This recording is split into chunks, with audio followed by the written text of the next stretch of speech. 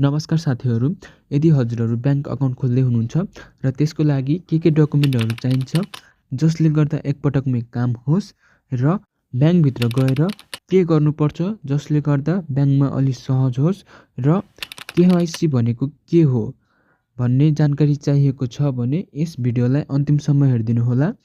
यस्तै भिडियो हेर्नलाई मेरो च्यानल लियोन विथ पिएमकेलाई सब्सक्राइब गरिदिनुहोला र भिडियो मन परे लाइक, कमेन्ट र सेयर पनि गरिदिनुहोला। हाम्रो प्रश्न नम्बर 1 मा रहेको छ के डकुमेन्टहरू चाहिन्छ। सेभिङ ब्याङ्क अकाउन्ट खोल्दा नम्बर 1 मा नागरिकता चाहिन्छ। नागरिकताको फोटोकपी गर्नुपर्छ जुन ब्याङ्कमै पनि गरिदिन्छ।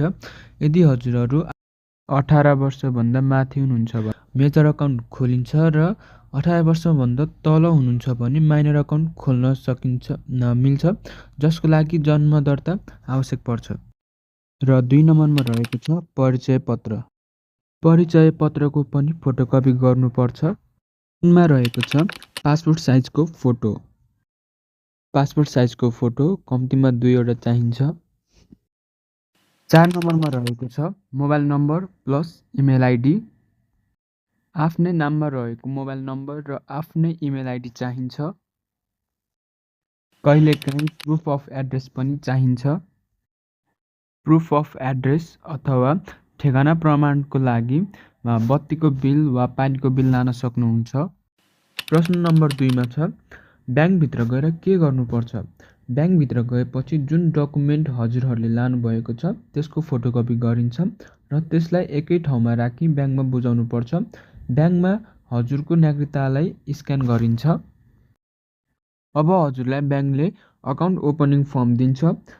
त्यसलाई हजुरले फिलअप गर्नुपर्ने हुन्छ र सँगै हजुरलाई केवाइसी फर्म पनि दिन्छ, त्यो पनि फिलअप गर्नुपर्ने हुन्छ र आवश्यक ठाउँमा साइन र छाप लगाइसकेपछि ब्याङ्कमा बुझाउनु पर्छ। अब हजुरको ब्याङ्कको काम सकिन्छ र केही समयपछि हजुरको मोबाइल नम्बर अथवा इमेलमा ब्याङ्क अकाउन्ट खुलेको नोटिफिकेसन आउँछ र हजुरको ब्याङ्क अकाउन्ट खुल्छ। प्रश्न नम्बर 3 मा छ केवाइसी भनेको के हो। केवाइसी नो योर कस्टमर भनेको ग्राहक पहिचान प्रक्रिया हो जसमा बैंक तथा वित्तीय संस्थाहरूले आफ्ना ग्राहकहरूको सम्पूर्ण विवरण जस्तै नाम, ठेगाना, परिचय पत्र, पारिवारिक विवरण, आम्दानीको स्रोत सङ्कलन गरी सुरक्षित राख्छन् ताकि कारोबारमा पारदर्शिता कायम रहोस्, दुरुपयोग रोकियोस् र ग्राहकलाई सजिलै सम्पर्क गर्न सकियोस्। बैंक खाता खोल्दा यो अनिवार्य हुन्छ र यसले सुरक्षित तथा व्यवस्थित बैंकिङ प्रणाली विकास गर्न मद्दत गर्छ। भिडियो मन परेमा लाइक, कमेन्ट र सेयर गरिदिनुहोला।